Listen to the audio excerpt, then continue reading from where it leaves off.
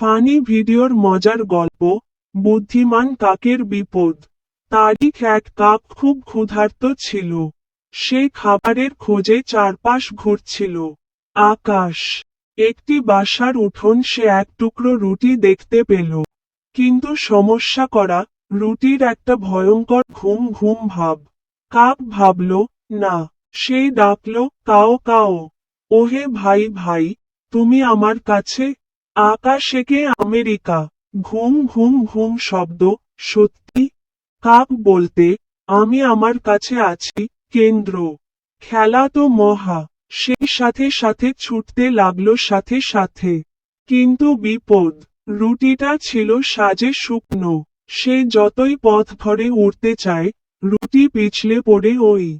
কাক আবার রুটি বলে, আবার পড়ে যায়। মধ্যবর্তী সময়ে, যখন পালিয়ে না ফিরে, তখন ভুবন কাক মাটিতে পড়ে রুটির সঙ্গে যুদ্ধ করছে। নদী রেগে গিয়ে বলতে, ধুর, বানালাম। তারপর